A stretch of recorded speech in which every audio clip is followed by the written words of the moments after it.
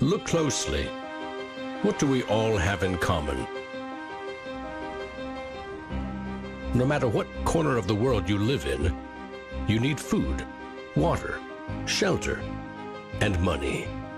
Half of every transaction involves money in exchange for goods or services, stocks, a loaf of bread, illegal drugs. You gotta pay for it. We spend much of our lives chasing money to make a living and accomplish our dreams. But it's also an instrument of destruction. Some might say evil, driving criminals to lie, steal, and even murder. The existing banking system extracts enormous value from society, and it is parasitic in nature. Money is a catalyst for the worst and the best of human endeavor. Before civilization, we created currency, fuel for wars, the path to power, champion and enemy of innovation. Money is so integral to our society and our global economy that its true nature remains a mystery to most. This is the story of money, perhaps the end of money as we know it. No matter how fat your bank account or how thin your wallet, to us it's all cold hard cash. There are some who want to kill it. Get rid of it. Burn your dollars, your euros, your yen, and transform every penny you have into ones and zeros, digital currency. Entrust it to the web and computers spread across the planet. Magic internet money. It's called cryptocurrency, Bitcoin. Invented in secret, it was a gift to the world. It's not just a currency, but it's actually programmable money. A potential curse on bankers. And there's nothing that the big banks or politicians can do to stop it. Breaking every government's grip on money supply. What the internet did for information, Bitcoin is doing for money. Could it be the new gold? No, you have to really stretch your imagination to infer what the intrinsic value of Bitcoin is. Regulators, the Federal Reserve, the banking system, at least understand this is a thing that they have to take seriously. This is going to change the economic culture. Bitcoin could be a microeconomic miracle worker, and it could be a macroeconomic wrecking ball. Is Bitcoin the currency of the future? A godsend for criminals? Or a recipe for financial disaster? If you trust your money just as it is, we have a little story to share.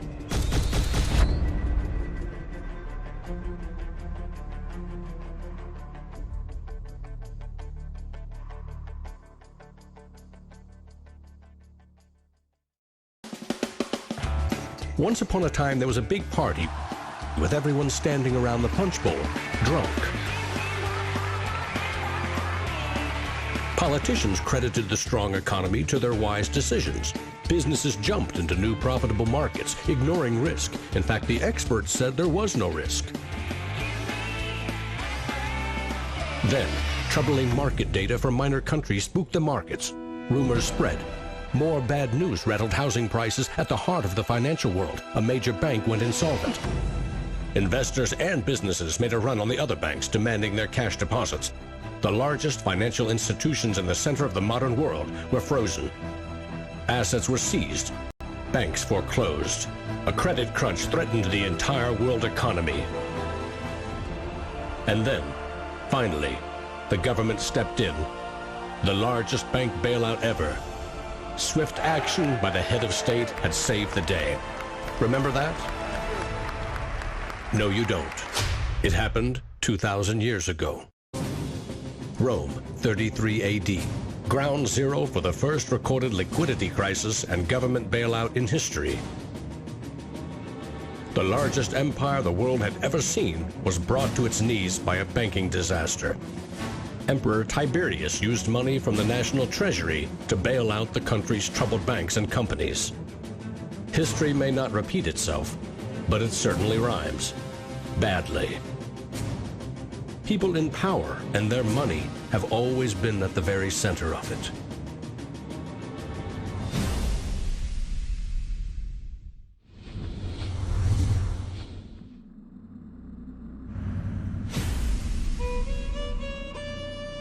The story of money is as old as civilization itself. When we lived in small tribes, keeping track of debt was easy. You owed somebody a load of firewood. A neighbor owed you a piece of meat. Credits and debits were kept in your head, a mental ledger. Currency is a language that allows us to express transactional value between people. It's technology that's older than the wheel. It's as old as fire. When humans wanted to trade outside their tribe or village, they needed something everyone could agree had value, something scalable. Enter commodity monies. There were many kinds, but each had to embody the same 5 characteristics. A commodity money is relatively scarce, easily recognizable, can be cut into smaller pieces. You can substitute one piece for another of equal value, and you can carry it around without too much trouble. In ancient Rome, it was salt.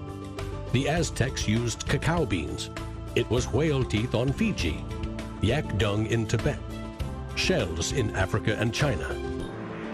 Grains, metal, ivory, rare stones, leather, fish. If it had the 5 characteristics of commodity money, someone probably used it as currency. And then you ask, what value do these currencies have? If you go into a primary school, you'll see children exchanging rubber bands and Tamagotchi and Pokemon cards and baseball cards and sweets and candy and any other form of currency. People invent currency when they have no other currency. And now they're going to invent digital currencies. But commodities that aren't durable are a lousy store of value. A bad cacao crop or a huge new salt discovery can throw your currency and economy into turmoil. A more stable system was needed. About 2,500 years ago, the first metal coins were minted in China and in what is now Turkey. These coins shared the same 5 characteristics with commodity money, but were also very durable. In some cases, coins are the only thing left of entire civilizations. Money does not originate with governments. Money arises naturally as markets begin to develop and as people with a division of labor realize that if I have eggs and you have a cow, we may need some medium of exchange in order for you to buy my eggs or for me to buy your cow. Coins were an objective and universal unit of account, and they allowed people to buy and sell goods over vast regions. The market economy was born. Coins worked, but only if people trusted that the king or emperor who issued them wasn't cheating on the metal content. Using coins also meant that an authority now controlled the supply of your currency. Money and political power were inextricably linked, centralized. Minting coins in a steady and predictable manner allowed economic growth and stability. The Wushu coin in China retained its value for 500 years. In Constantinople, the solidus lasted for 700 years. But in those times, the coins didn't have this sort of milled edge. They were flat, and what used to happen was, as coins were passing from people to people would cut little bits off. And in fact, some of the taxation that the kings would do would actually be take 1/8 of the coin off. Taxes built castles and financed military campaigns, expensive hobbies. Soon, royal mints were substituting cheaper metals for silver and gold. This is called debasement, and Europe's kings made a habit of it. The currency of France was debased every 20 months for 200 years. If no one can trust the gold or silver content of your coins, how can you trade with other countries? International merchants found a solution. They recognized that one person's debt has value. It can be traded or transferred.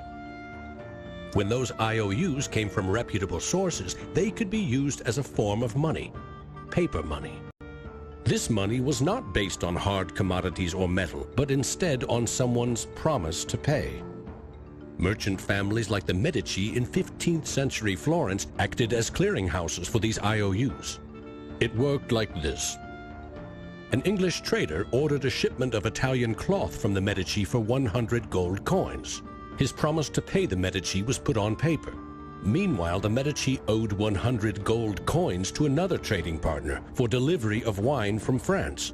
The parties didn't go to the expense of transporting and exchanging gold coins. Instead, the paper was transferred. Everyone agreed that the paper had value, 100 gold coins, but only because everyone trusted the Medici as solvent middlemen. They had created a paper money machine. Within a few generations, they rose from low crime to high finance. Their great wealth helped fuel the Italian Renaissance and elevated the family to levels of enormous political power. The power to marry into royal families and get elected as popes. The ties binding money to power, politics, and influence now ran through church and state. Merchants had proven that creating paper currency could be wildly profitable. Goldsmiths wanted in on the action. Imagine it like this: if the goldsmith had seen over a period of time that some of the coins he was storing for people were gathering dust, the people who owned them don't need them right now. So what if I go and lend them out into the community and I charge them interest on this loan? So he starts out lending some of these gold coins, and then later he realizes actually people don't even want the gold coins, they just want the piece of paper that says the gold coins are in the bank and with the goldsmith. So I can now make a loan with these pieces of paper, and whatever I write on a piece of paper, as long as people trust me, they'll trust the paper. And effectively the goldsmiths and the early day bankers, they had literally acquired the power to print money. More and more private paper money from merchants and banks circulated and began to rival the crown's coins. The power inherent in controlling and issuing money began slipping away from the rulers.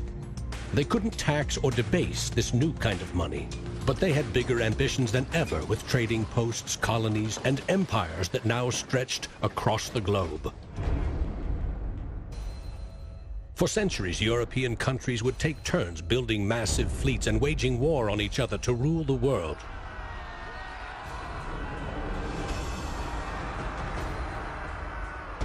Government wanted to take the people's money in order to finance its wars. That's essentially the history of money. Money and warfare go together.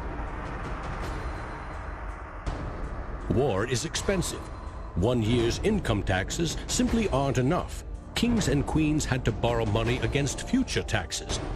They needed a groundbreaking financial innovation: government bonds. The loans came from rich merchant families and goldsmiths, who by now had become powerful financiers and bankers. Sovereign debt and deficit spending had been born.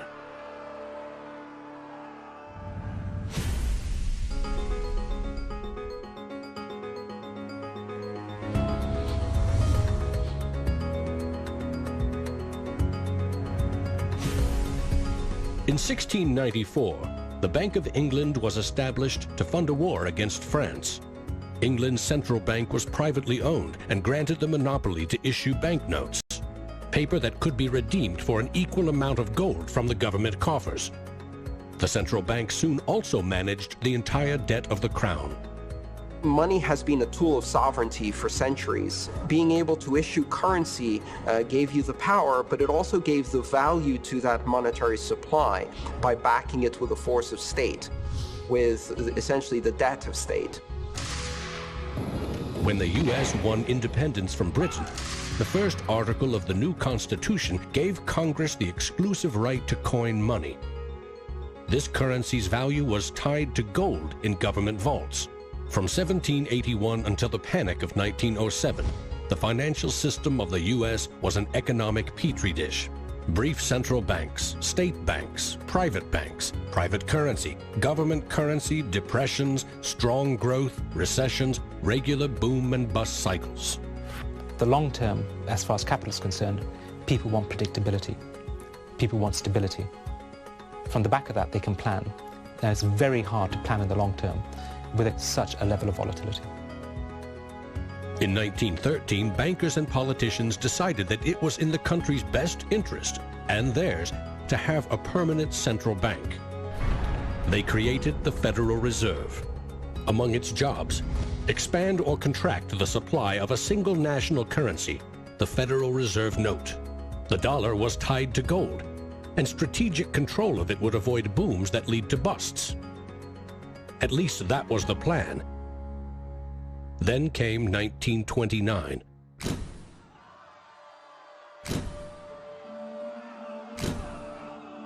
The Great Depression would have a profound effect on monetary policy worldwide.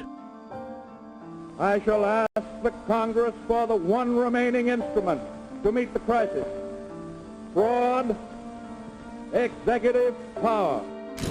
Soon, the Fed had printed nearly all the money it legally could to pump life back into the economy.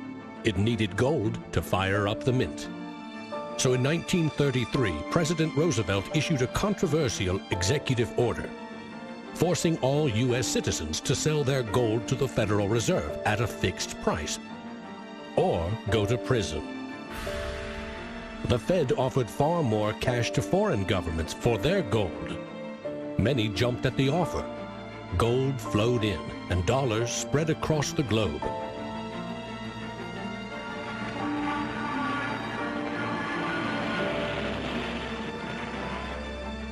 World War II devastated nearly every major economy, except the United States.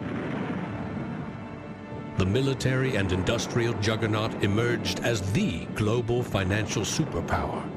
The dollar had become the world's most stable and trusted currency.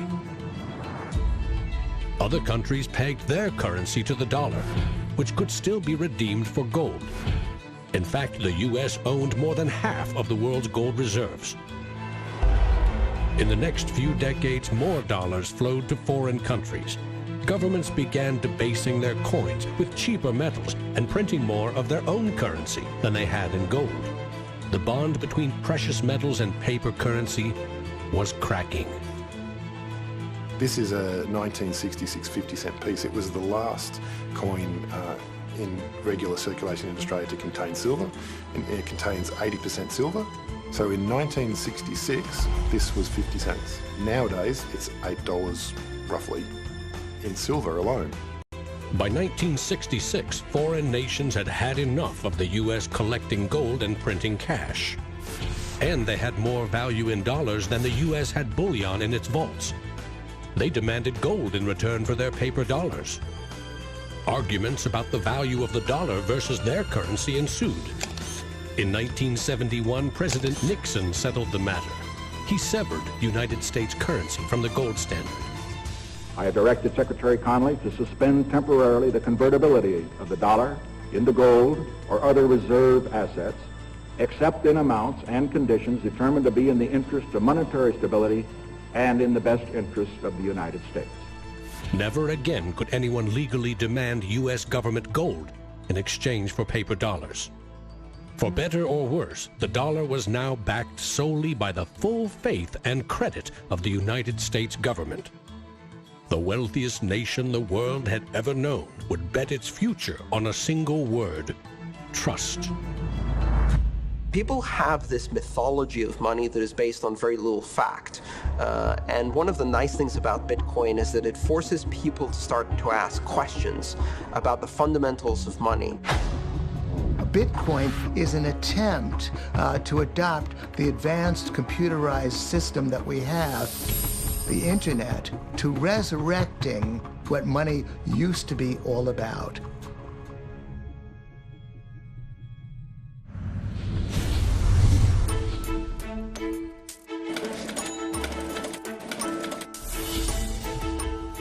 I think our dollar policies, our monetary policies, our fiscal policies have absolutely created a nation of debtors. Not just personal debt, not just corporate debt, but government debt. I mean, you have to look at those all together as one big thing. What is the wealth of the nation? Well, the wealth of the nation is a gigantic hole of money that we owe to the rest of the world that is never going to be paid back. Today, the United States pays more than $400 billion in interest to its creditors every year. When a government spends more money than it collects in taxes, it simply borrows more, or it creates more. At one time, every piece of paper money was backed by gold. Remember, for every $20 bill, there was $20 worth of gold in a government vault. Not anymore. Today, governments create currency by first creating bonds or treasury bills. These bonds are sold in the market, generating funds for the government that issued them. Large banks buy U.S. bonds to flip them, selling them to the Federal Reserve at a profit. This is the magic money machine. You see, the Fed is America's central bank, but it doesn't have any money. No cash on its balance sheets. When a bank buys a bond and takes it to the Federal Reserve, the Fed simply says, "Thank you, Mr. Banker. Here's the principal and some profit." New money isn't exchanged. It simply appears on the bank's accounts. Magic. For 100 years and counting, the precise mechanisms of these bond purchases have remained a secret. Here's where it gets really interesting. The Federal Reserve is not a government agency. It's a private entity, and its shareholders are banks which earn a dividend. As much as $80 billion per year total are paid out to some of the very same banks that sell the government debt to the Fed. Which banks? Don't even bother asking. That's also a secret. In other words, the magic money machine answers to no one. The Fed also sets the bar for how much interest you pay for a car, home, or business loan. The Federal Reserve has been given the impossible task of trying to run the credit and monetary system as though we are the Soviet Union. It's the central planner for the key aspect of capitalism, which is how money and credit is allocated. The Federal Reserve, on balance, does not help the economy. On balance, it hurts the economy. And it's bound to make mistakes, even with the best of intentions. The Fed is also supposed to boost employment with low interest rates, encouraging people and businesses to buy more goods and services. Governments getting involved in money is a good thing, and it's also a bad thing. It's a good thing because money is the arteries of the economy, the blood supply of the economy. Markets are subject to bouts of euphoria and despair, and it makes sense for governments to back currency and manipulate it. Moving the money supply up and down is the most powerful way to sedate that boom and bust cycle. Manipulating the supply of money has short-term and long-term consequences.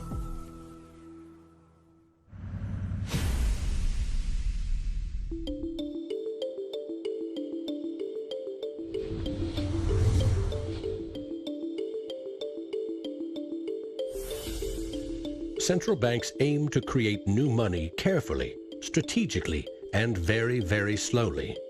Releasing more money into the economy causes prices to rise, ideally by 2% every year. That's supposed to foster economic growth. But 2% inflation means the buying power of one cash dollar in your pocket today will be 98 cents next year, and less nearly every year to come.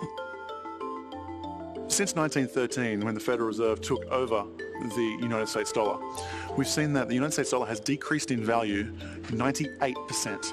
Inflation is a far higher tax because on your income you pay it just once. If inflation is 2%, you're paying a 2% tax on your net worth every single year, your net worth held in currency. So, what does that mean? If you earned $1 in 1913, you could buy 16 loaves of bread. Today, $1 barely buys you one. That's not a quaint notion of how cheap things used to be. It's proof that the value of your cash is slowly withering away. That $1 invested at 2% in 1913 would now be worth $7.24. More than 600% return versus a near total loss. The US dollar has gone from being worth $1 to now being worth about 4 cents. So that's, 96% of its original value. And it's a direct result of government control. Governments don't create money from thin air all alone. You play a key role in the magic money machine.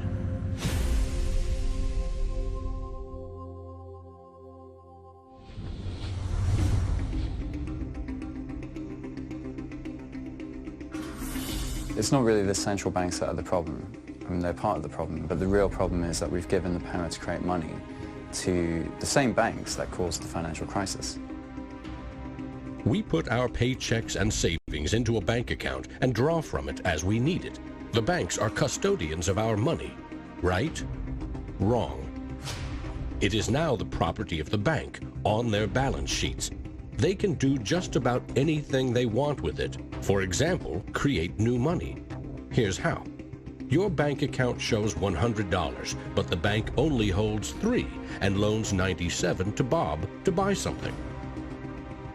In the bank's computers, you still have $100 in your account, but Bob now has $97 of new virtual money in his account, just digits on a computer screen.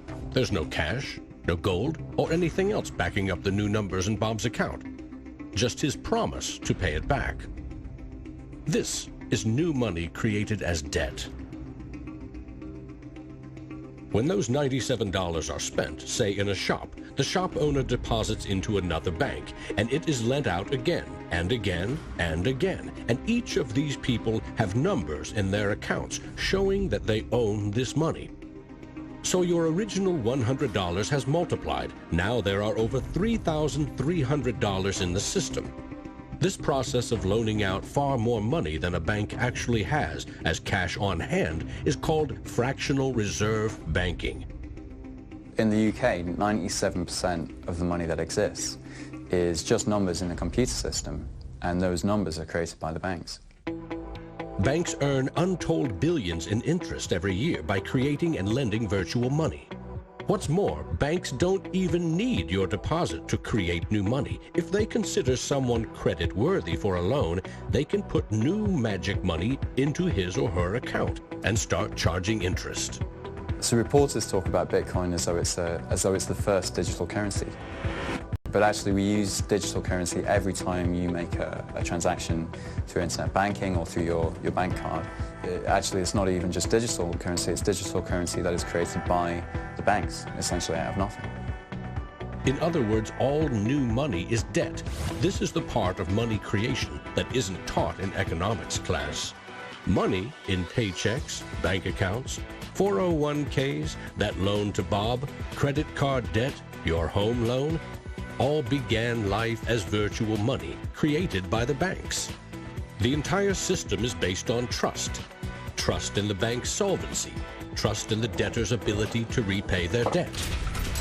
If all bank customers demanded just 3% of their deposits right now in cash, this run on the banks would reveal the truth. Almost none of that paper currency you think is in your bank account exists. It never did. Remember the drunken party? Our financial crisis had everything to do with virtual dollars.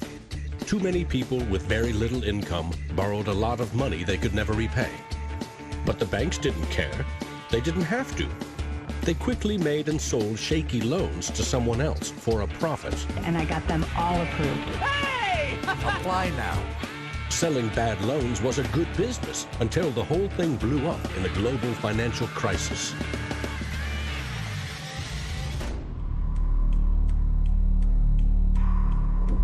The magic money machine destroyed 30 million real jobs.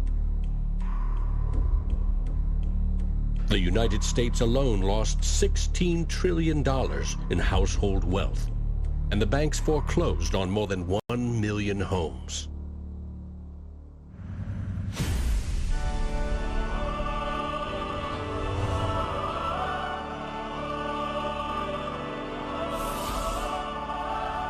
Selling subprime loans and betting they will fail may not be sacred, but it is lucrative. As much as 1/4 of our best and brightest are being lured by the siren call of the money machine. Instead of science, engineering, or medicine, they chose a career betting with other people's money. To get rich quick, very rich. And sometimes they take shortcuts. Getting by on a nickel and a dime. Money has a funny way of bringing us down. They say it makes the world go round and around. My ancestors in Greece talked about the corrupting influence of power. And nothing has changed in these 3,000 years. When you give control over massive amounts of money to a few individuals, they will take advantage of that control. Banks today are factoring in fines and money laundering and all the rules that they break into their cost of doing business. JP Morgan is today coming out and saying that Bitcoin is not a legitimate way of doing business. Banks today are tied into a system that is completely rigged to basically harvest money from the entire global economy and pump it into the hands of very few. Don't get consumed by greed. The existing banking system is cozy, it's captured the regulators, it extracts enormous value from society without delivering anything in return, and it is parasitic in nature. The banks play a very pivotal role in an economy. You look at any successful economy, it has successful banks. There's a very close correlation with banking profits and the economy as a whole. In medieval Europe, a banker who couldn't repay depositors was hanged.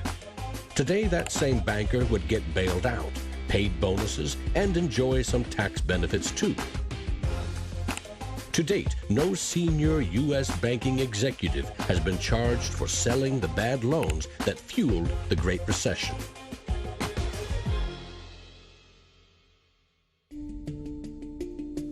In December 2014, just 6 years after the last banking crisis brought the world to its knees, a congressman snuck a last-minute provision written by Citigroup into a crucial funding bill. The provision allows the largest U.S. banks to once again make risky derivatives bets with bank deposits. But no need to worry. If the banks implode again, lost deposits must be paid back by U.S. taxpayers.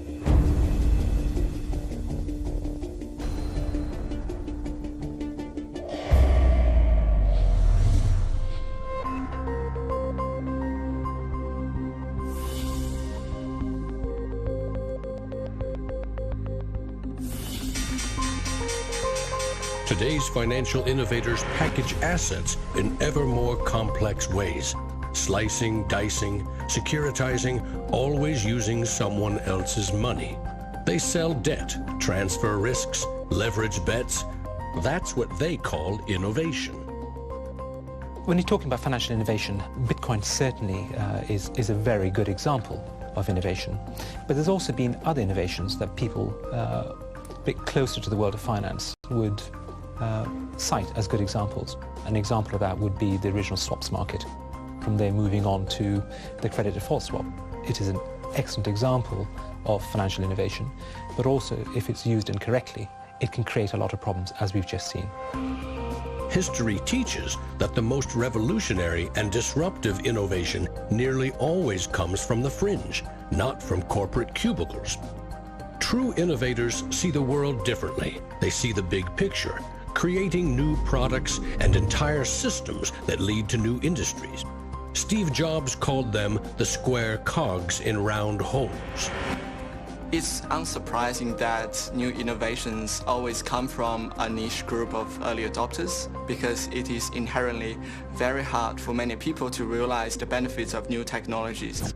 In 2011, most Bitcoin community people were either people from the technology space, the geeks and hackers, or people from the traditional financial industry. There are even some bankers and hedge fund traders using Bitcoinica at that time as well, which was really surprising to me.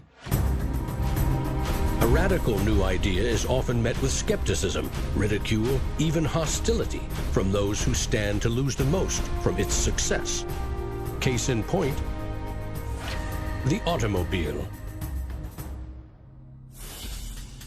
In the late 19th century, Carl Benz and others built the first cars, contraptions that could threaten the stagecoach and railroad industries. These self-propelled vehicles, or road trains, would certainly scare horses, injure people, and damage roads. Cars, the railroad barons said, were just too dangerous. And to protect us, they used their power to pass a law in 1865.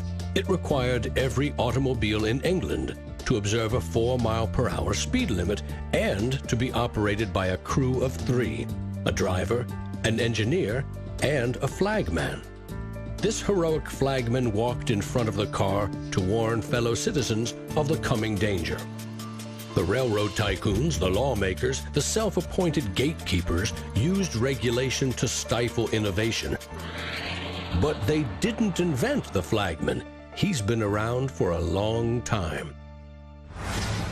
For centuries, very few could read. Books were copied by hand. The people in control, political and religious leaders, wanted to keep it that way, and they greeted Johann Gutenberg's printing press with licensing laws, publishing bans, taxes. In some parts of the world, printing was a crime punishable by death. After all, they were just protecting us from dangerous ideas. Before the printing press, there were an estimated 30,000 books in all of Europe. 50 years later, there were 10 million. As Gutenberg's invention flourished, the Dark Ages withered. Progress couldn't be stopped. But the flagman never stops trying. His masters set him loose on each of these innovations because they threatened someone's profits, someone's control. But remember, this is a story about money. What if a technological innovation allowed anyone in the world to be their own bank? To create a currency free from taxes and banking fees?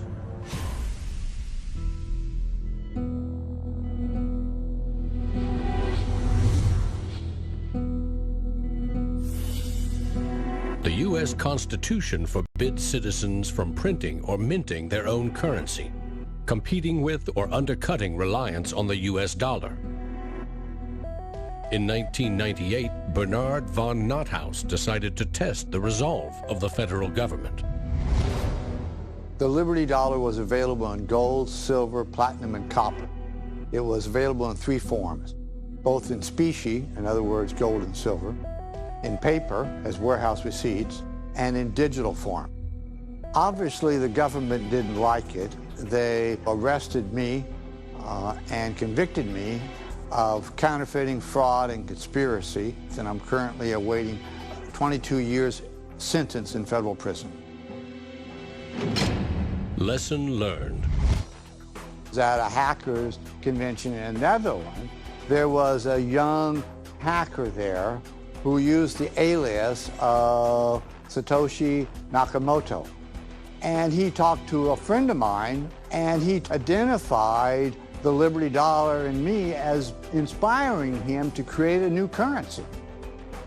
Bernard von Nothaus's arrest for creating private money may also have inspired Bitcoin's inventor to keep a lower profile, publishing the invention under an alias and vanishing. Part of me is interested to know like who Satoshi is. Maybe that's part of the mystique of the story. It's completely irrelevant to the functioning of Bitcoin because we have the code to read, but it would be kind of fun to know. Who is Archimedes? Who is Euclid? We don't know. We don't know if Euclid was one person or multiple people. And you know what? It doesn't matter. Euclidean geometry works whether I know who Euclid was or not, whether Euclid was a moral and good person or whether he was a corrupt plutocrat and a bastard. Science and mathematics have essential truth that stands alone, irrespective of its inventors and irrespective of their motives. Well, Bitcoin is a system based on mathematical truths, and these mathematical truths stand alone. We can read the source code in Bitcoin and understand it, and it will be true whether Satoshi Nakamoto is a man, a woman, a collection of individuals, a government agency, or aliens from the future. Bitcoin is digital currency and computer software. Capital B Bitcoin is the shared code that creates a global payment network using computers connected to the internet. Bitcoins are virtual currency, digital money created, stored, and exchanged on that network. But unlike virtual dollars created by a banker, this new currency was created with math by an anonymous inventor. Bitcoin is an open-source software protocol like much of the code supporting the internet and email. Open source means anyone, everyone, can use the protocol. No one person or company can control it. Every change to the software is public, open, and transparent. The code was first developed by Satoshi. Then there were dozens, now hundreds, of programmers constantly collaborating to improve Bitcoin's features and security. So what makes Bitcoin a breakthrough? It tackles an ancient human dilemma and solves a computer science problem. Any shared information or data can be flawed, corrupted. Anything can be faked. How do we know that what we're receiving can be trusted? In our traditional mindset, it's very important to know who is behind this currency because their reputation is significant in knowing that our funds and the true wealth is actually safe. In finance, we rely on trusted third parties like banks, credit card companies, remittance services. They keep track of money as it moves from one account to another, and they charge us handsomely for it. We trust that their digital ledgers of credits and debits balance. A financial system that cuts out these middlemen could be faster, cheaper, and more secure. But Bitcoin is digital. Music and movies are easily pirated, copied, stolen. How can a digital currency retain value if anyone can make 1 million copies? The answer is at the core of Satoshi's invention. A Bitcoin is not a file on a computer. It's an entry in the publicly distributed database called the blockchain. Just as the Medici kept a ledger of credits and debits, today's banks record each transaction as a plus and minus in their ledgers. Now we call them databases. Bank accounts are replaced by a digital wallet that you alone control. Bitcoin's ledger is the blockchain, a record of every Bitcoin in existence and every Bitcoin transaction ever made. It always balances because no Bitcoin ever leaves it. When a Bitcoin is sent from one digital wallet to another, what they are really sending is control over that part of the database. Code that is a unique key for the new owner. As the network processes transactions, it constantly synchronizes the one ledger across the global network. Each computer or Bitcoin miner has a complete and identical copy. And because the blockchain is public, it cannot be controlled by any one person or computer. Owners of the Bitcoin mining computers are rewarded with new Bitcoins for processing transactions and keeping the network secure.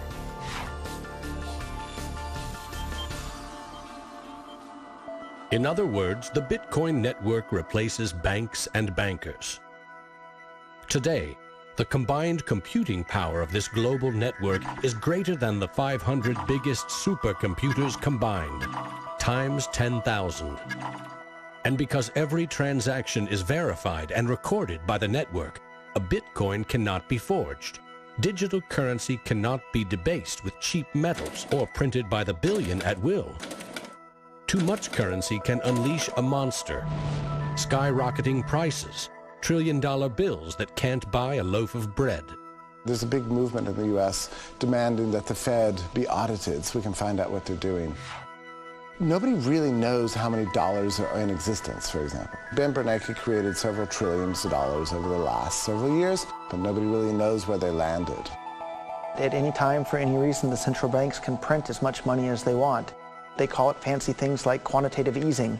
And when they do that, it makes the dollars or euros or yen that you and I have worth less. So if the world starts using Bitcoin as their currency, It can't be controlled by central bankers or politicians. Remember, central banks create money to boost the economy and try to pull it back out before inflation heats up.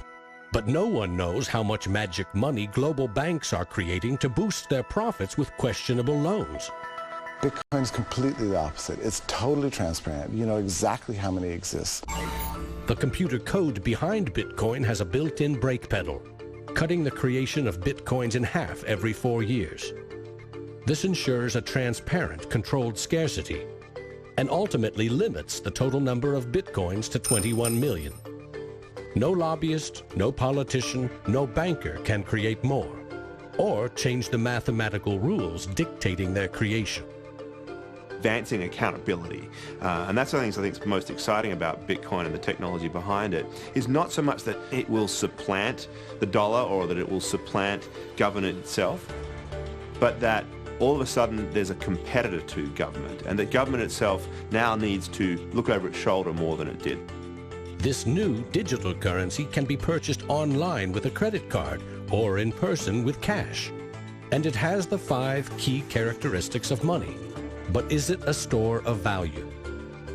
Is it stable, or will it diminish over time, like a commodity rendered useless or a crop that fails? The ultimate power of a cryptocurrency is unleashed by mainstream adoption and an ever-growing volume of transactions. With Bitcoin, the currency has been created much more slowly than other currencies. And the effect of that has been to turn it into what is essentially a speculative asset. If you ask a lot of Bitcoin enthusiasts whether they're spending the currency, they're not. They're sitting on it and waiting for the price to go up. It isn't a currency if you don't use it to pay people. The point is, the average person is quite happy to walk into a bar and hand over, a $5 note in order to get a drink. So you've got to realize that most people are happy with the money system they have. If most people are happy with cash, they're in love with plastic.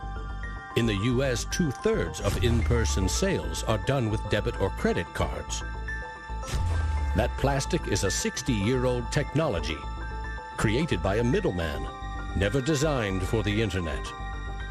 Each transaction requires personal data, like your name and address. Credit card databases are regularly hacked, with fraudulent purchases charged to your account. Criminals buy and sell stolen credit cards by the thousands in dark corners of the internet.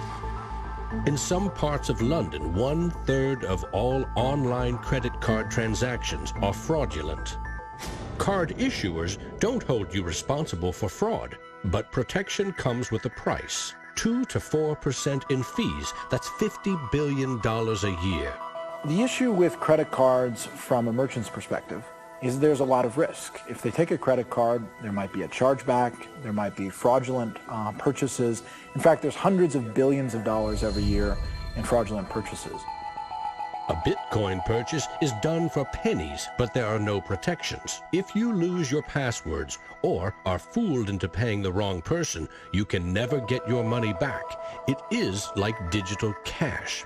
For a seller, this means no chargeback risks. For an e-commerce company like Expedia or Overstock, cutting credit card fees can double their profit margin.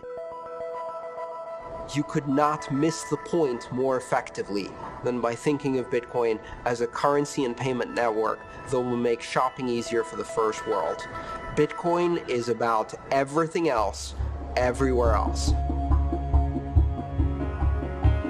There are 2.5 billion people without a bank account. With Bitcoin, a mobile phone with an internet connection is now a bank with access to the global marketplace. What happens when Bitcoin services and infrastructure and Bitcoin wallets and payment processors start going into these countries? These people will be able to gain benefits from trade where they could not previously. These people will be able to send money home, international remittance, which is one of the major pain points of the current financial system. Yeah, if I send $100, with banks it's going to cost me 20%, Western Union is going to cost 10%, other options that are competing with Western Union is still going to be about 5%, and if you are sending to really remote areas, it's going to be anywhere between 15 and 30%. So in terms of money remittances, it's going to be a game changer using Bitcoin. You do not need a bank account. You just need internet connection and a wallet to get set up. It's a tool to give people an access into the global ecosystem and give them a promise for an economic future, and specifically provide a way for them to not be dependent on a government that could shut down their bank accounts or even could go into their bank accounts and take out finances. Goldman Sachs came out with a report and they basically looked at if you were to replace all transactions globally, so FX, bank-to-bank transactions, with the Bitcoin protocol, and still charging 1%, mind you, it would save the global economy $200 billion, so not million, $200 billion a year in saved transaction costs, which ultimately goes back into the hands of the consumer. An international wire transfer can take up to 4 days. Yet the internet allows us to instantly and globally share text, pictures, videos, anything digital. Why not money? Money which we now know only exists as digits in a bank's database. Wouldn't it be great if you could send Bitcoin transactions just simply via a tweet? For example, you would say at the end of money, $1 worth of Bitcoin. And so we built just that. All you have to do is hashtag it with Tippercoin, press send, and our Twitter bot will process the transactions, notify you, and give you a link. And this will allow you to either withdraw your Bitcoins or send it to someone else. With Bitcoin, you can send $1 or $1 million worth of value anywhere in the world. You can do it for free, or you pay the Bitcoin network fee, which is still just around a penny. And there's nothing that the big banks or politicians can do to stop it. A cryptocurrency that can only be created and transferred with computer networks may be the next step of the digital revolution. The rise of machines, self-driving cars, drones, robots that rely less and less on humans. What I often think is that the future of Bitcoin or digital currency from a broader perspective is really about machine-to-machine payments. So by the time you have an unmanned taxi driving you around New York and then going to power up at an unmanned power station or going to get repairs at an unmanned auto shop, you'll see the machine-to-machine payments done with some sort of digital currency.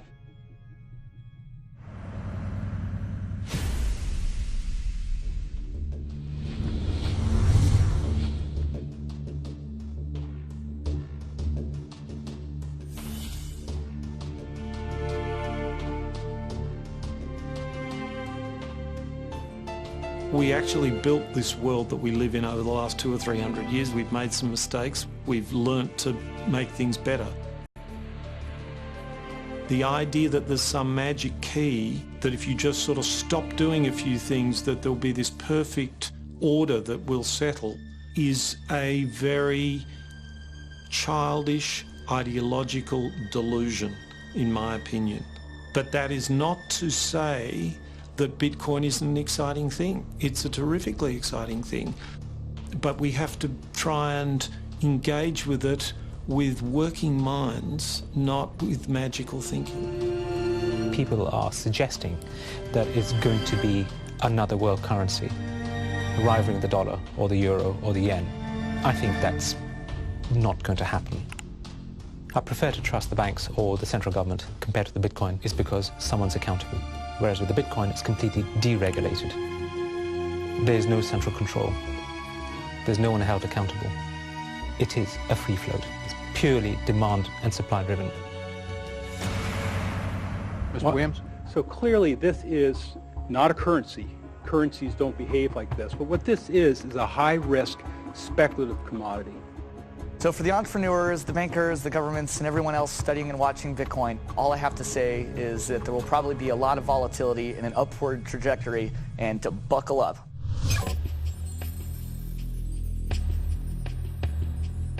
Criminals, scam artists, bad actors are drawn to any kind of money like a moth to a flame. Silk Road was a marketplace that was online. It existed in the underground web. Now, this marketplace allowed people to sell things that were illegal to governments. Fake IDs, pirated music, Bibles in North Korea. Are cryptocurrencies inherently bad? or just the newest tool to acquire the forbidden. Porn is illegal in Iran. Well, there's a few percentage points of sales on Silk Road was to sell porn to Iranians. Now, a much broader one that gets a lot of press with regards to Silk Road is drugs. I've been doing research over the past couple of years into the online drug marketplaces in the darknet using Tor and Bitcoin as technologies to enable illicit drug transactions. We did a global survey of drug users and we had over 20,000 people respond to that. And the majority of those people were buying traditionally illicit drugs, ecstasy, cannabis. The FBI brought down Silk Road. It certainly hasn't stopped the trading of illicit drugs online. A lot of people want to criticize Bitcoin for being used for illegal things or illicit things, but if you look at it, the most popular currency in the entire world for doing bad things is the US dollar. If you think of Bitcoin as a platform instead of a currency, then you really begin to see the potential it has. The ledger, which cannot be forged, it cannot be changed, and is universally accepted, is genius. There will be Bitcoin technology forever, and it'll have applications for years to come. Creating a secure global payment system may just be the beginning. Patents, contracts, land titles, proof of ownership can be baked into Bitcoin, securely held in the public ledger. I read up more about Bitcoin, I played with the source code, I built some things that I realized this is actually a very, very powerful protocol. It's not just a currency, but it's actually programmable money. The digital age has fundamentally changed the world. We have embraced digitized music, film, medical records, communications, the internet. The free exchange of information and currency can fuel revolutions, help in a disaster. But our money is shackled to the 20th century, manipulated by governments and banks. The champions of Bitcoin ask us to imagine payments without a middleman, investments without a broker, loans without a bank, insurance without an underwriter, charity without a trustee, escrow without an agent, betting without a bookie, record keeping without an accountant, global, secure, nearly instant, and free. Is it fantasy or the future of money and commerce?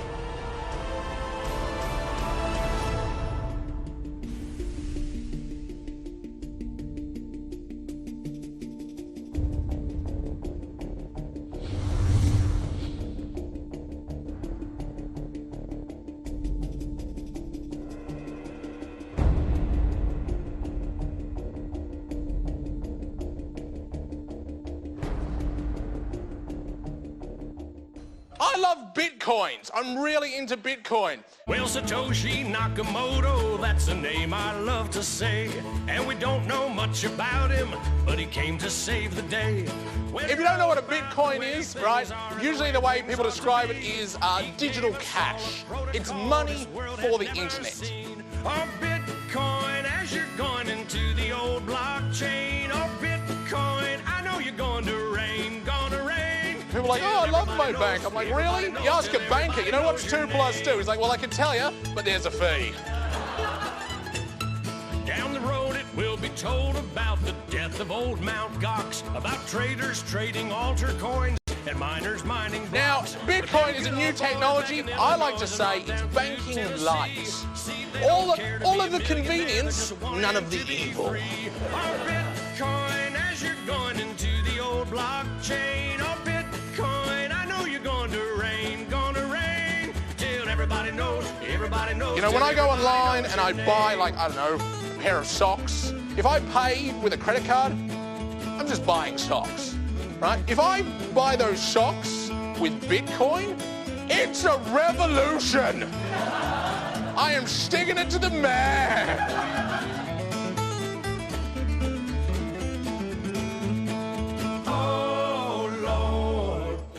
Me some more. There's always people who are not ready to get into the new technology. You know, like when the internet came out, there was people going, nah, I don't think this is going to be popular. And And then email came out and people were like, nah, this isn't going to catch on. And now Bitcoin comes out and people are like, I don't think, I'm like, aren't you sick of being wrong? Get on this train, you know?